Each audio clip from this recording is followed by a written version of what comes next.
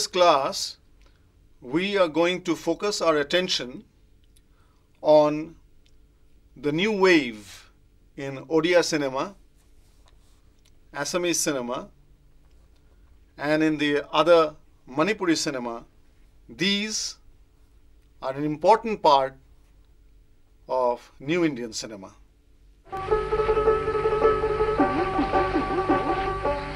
The first Odia film, Sita Bibaho, Sita's Marriage, was made in 1934, which means that next year, the 80th anniversary of Orissa Cinema is going to be observed.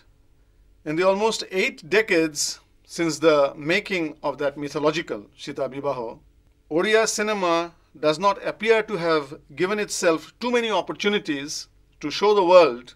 There is no dearth of talent in the ranks of its filmmakers, many of whom have benefited from training in recognized film schools. But there are hardly any producers willing to stake their money on meaningful scripts which talk of believable characters, believable stories, believable situations.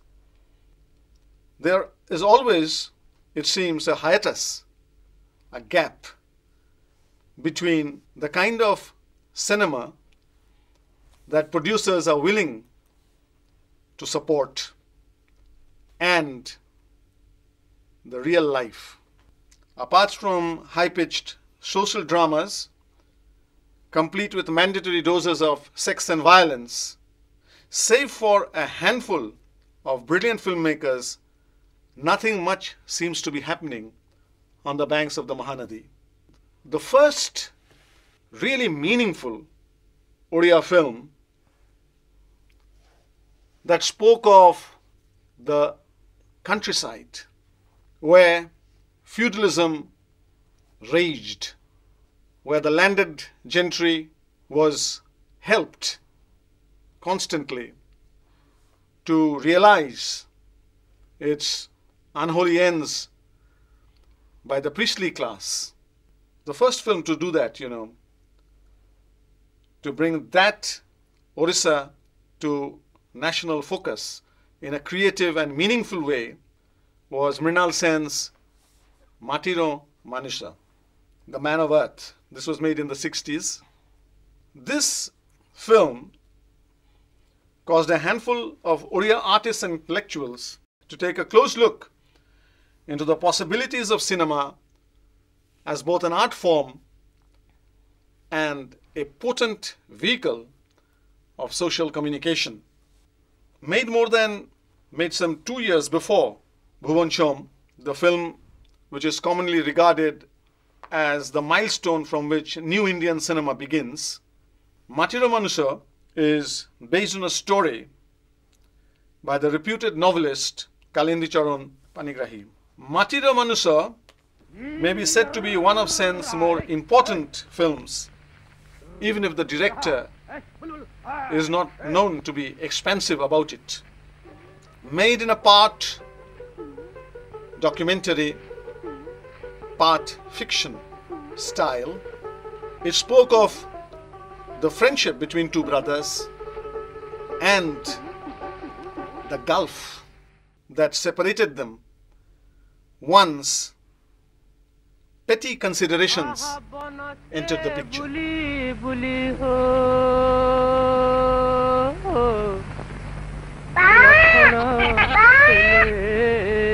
It was almost 2 decades later that we find Neeru Bajwa, a son of the soil, student of political science, trained at the Pune Film Institute, making an extremely important Odia film called Maya Mirigo.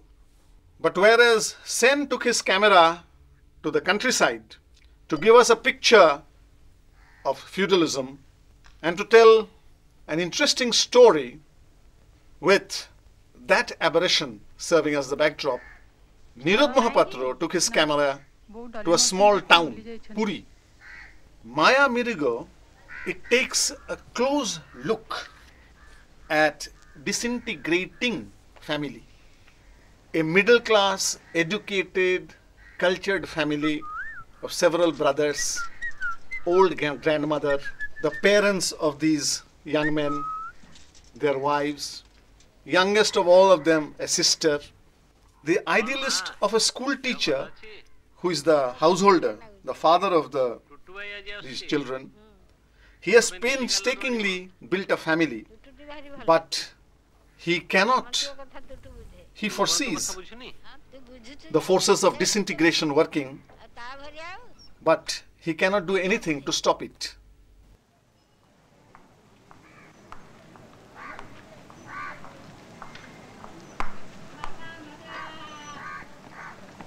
कौन साइबुला सरला आ कोन सबु बेला घर भीतर बसी रही थांती तू बो कने काई मन थाइछु परीक्षा के दिन रहला कुनुनिया रे पढ़थिल ना कहीं हमर कोन जगह होबा बीच की मेन कथाला तो टी चेहरा से बुलिया किछ भला हैला तोर कोन गला मां देखिलु काई झेटा संगे लगैछु मां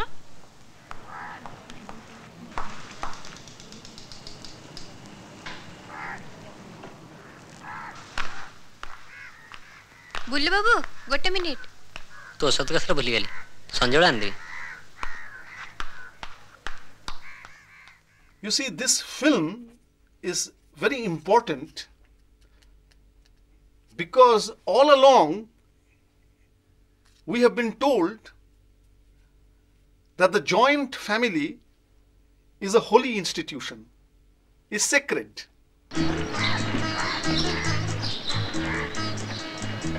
अरे तो मुझे अच्छी दे छड़ चल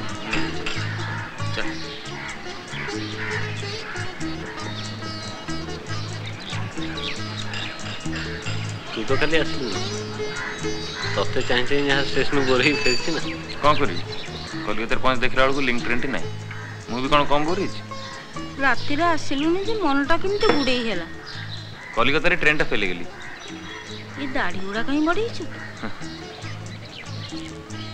बापा ना दी एई ने तो गले तू से छक पाखरे हेइथो किलो मा आलो टिकी नी केमिति अछु देहटा तो भल रहउनी समय तो हे गेला तू दाढ़ी उड़ा कहीं रखिछु से गोटे बड़ चाकरी करबी जे सेति मानसिक रखछि परा जगन्नाथ करंतु हां बड़ चाकरी हेले जे दाढ़ी काटिबी बुझिलु नो तो वैनिटी बैग नो नमस्कार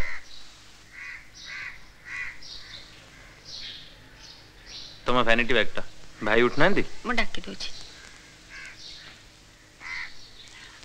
मो पे किछि आन्नु तो पे कोना आनिछि ने केमति हिची भला हिची अरे कोन ताको बेड़ी के ठिया हिचो जा मुहा तो धो जा जाओ जाओ चिरो मां ये तो पे साल आनिछि ने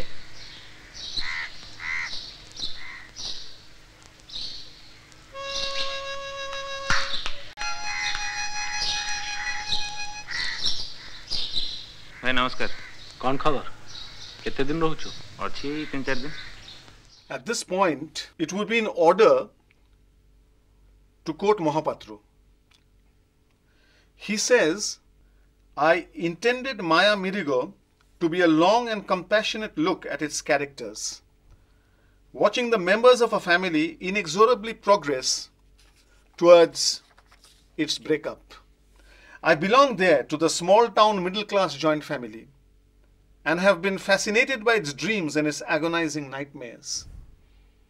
In it, I saw a lot of warmth, fellow feeling, sharing of experiences, and a sense of responsibility. But I also see the tightrope walking of the married sons, the bitterness of its locked up daughters-in-law, their need for freedom, economic or otherwise, the maladjustment in marriages, and above all, the selfishness that can damage the family's very fiber. So, you see, this critiquing, this is very important. The family, within the family we find that there is very little sacredness about the relationships. Under economic pressures and with social forces, inimical social forces working, the individual will succumb.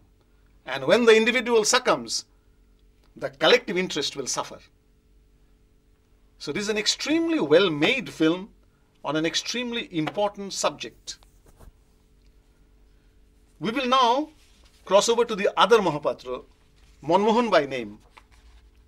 His films, notably Neeru Bajwa, The Silent Storm, are not as meticulously thought out, are not as measured in execution as the lone film made by Nirod Mahapatra, but they too have their own charm and their own focused commitment to farming families and their problems.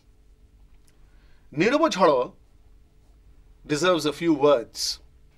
It's about a father, a farmer, who has had to mortgage his family acres to the local landlord. Now he is going to the big city to earn, to come back, to release the land.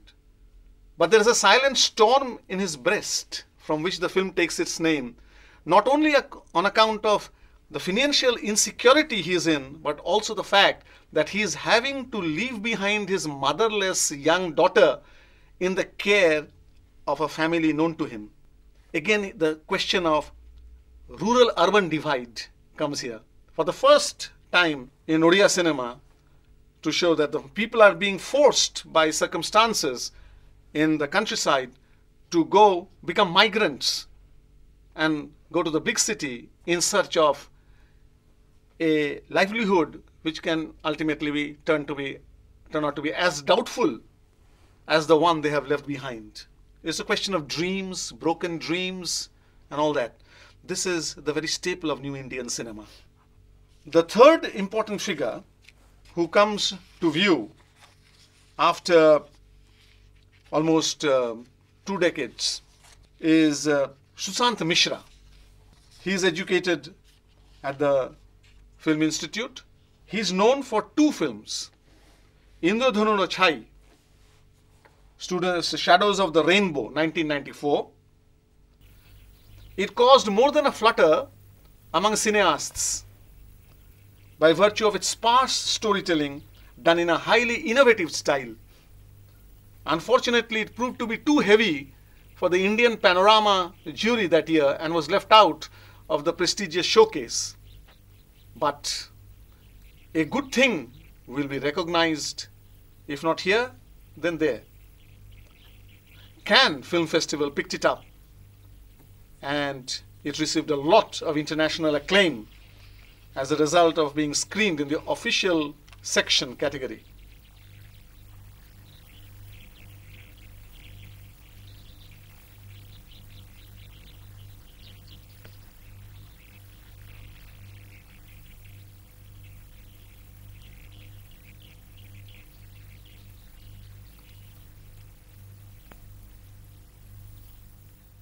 He used a very personal film language, and this was recognized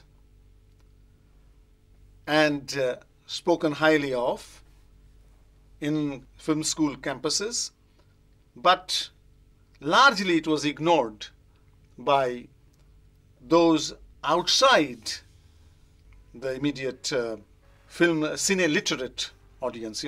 They were people outside this circle. They could not judge its merit.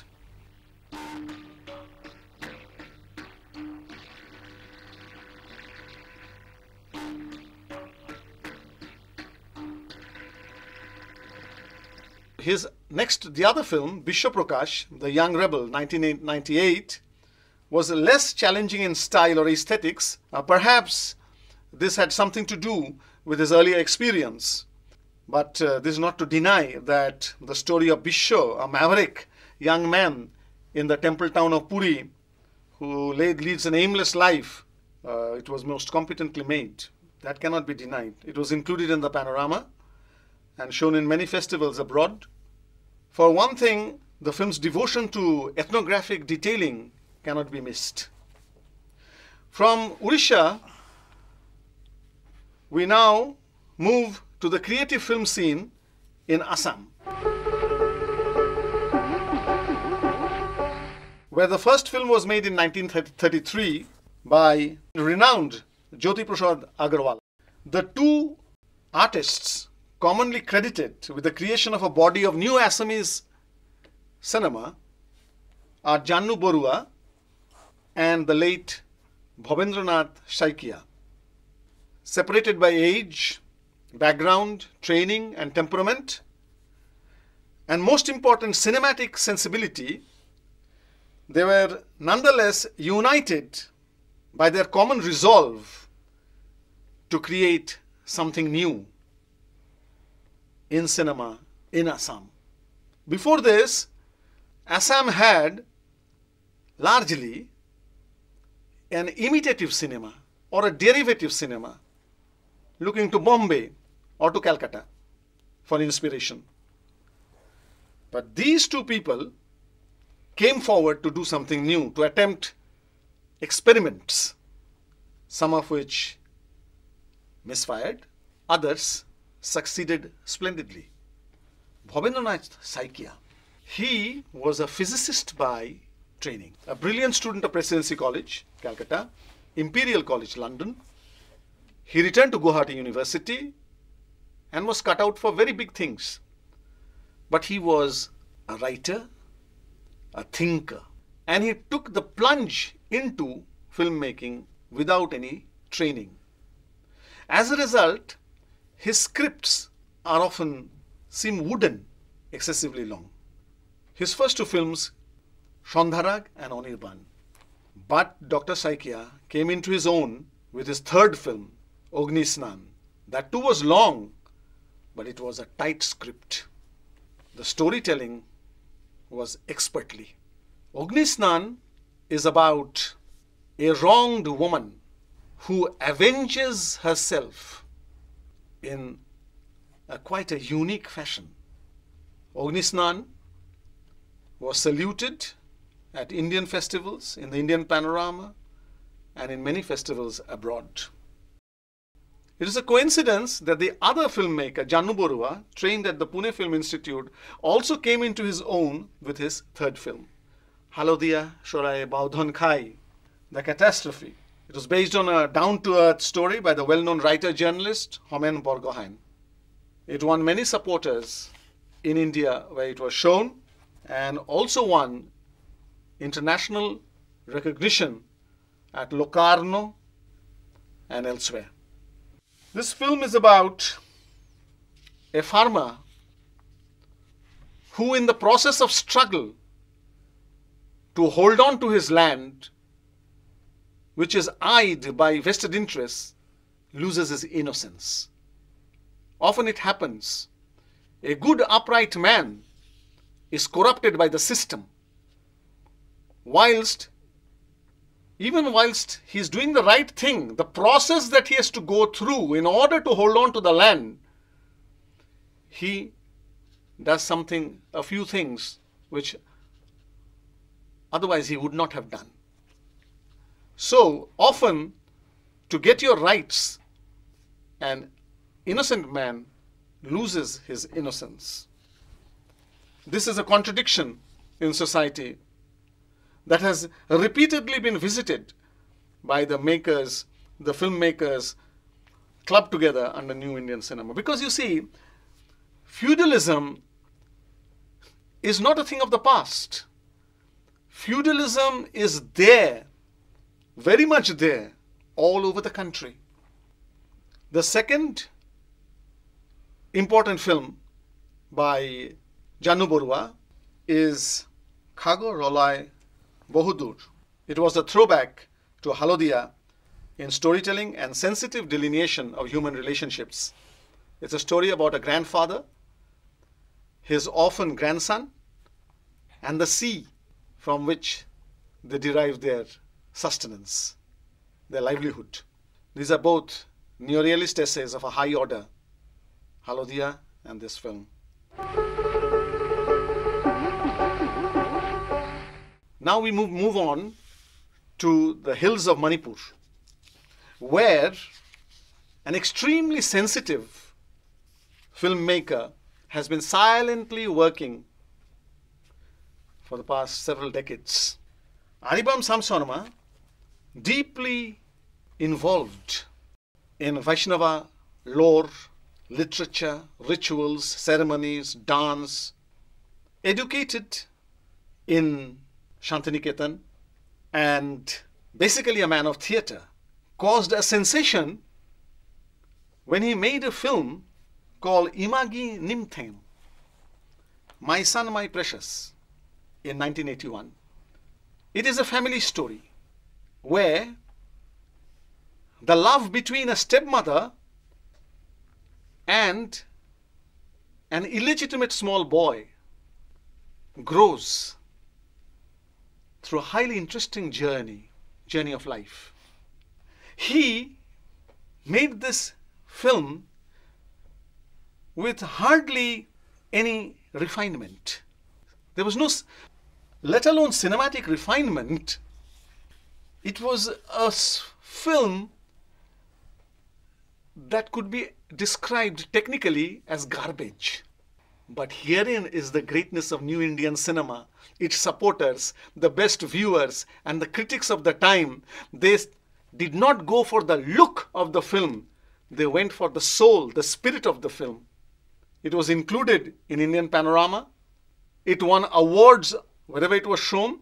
And to just give you an idea of what the director himself thought of the film, technically speaking, he knew that he had created something that would endure in philosophical terms, in spiritual terms, because cinema is philosophy. What does he say? Technically, Imagi Nimthem has to be the worst of all my films. It pained me to see it so plainly on the screen, especially among its fairer, brighter, and glossier relatives in the international festivals. It evoked the remark that the film looked like as if it was made from salvaged film from a dustbin. It was characteristic of these great men who made New Indian cinema possible that they could be so self-critical.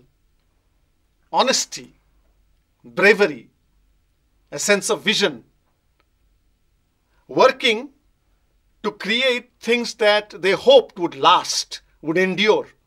These are the hallmarks, the characteristics of New Indian cinema. Another film he made, which was also internationally recognized and praised at home as well, was Ishanu, The Chosen One. Both these stories, Imagi Nimthem and Ishanu, were written by the great Manipuri writer M.K. Binodini Devi, with whom Aribam Samsonama had a lasting artistic collaboration. She used to write the stories, they would do the screenplay together, and in any case, Binodini Devi was a matriarch figure in Manipuri art and culture. Sir, what would you suggest as the most important feature for the films coming under the heading of New Indian cinema? I would say the regionalism of the films, the specifics of a certain land, the peculiarities of a people, and the realism in the lives of individuals who come under the scanner.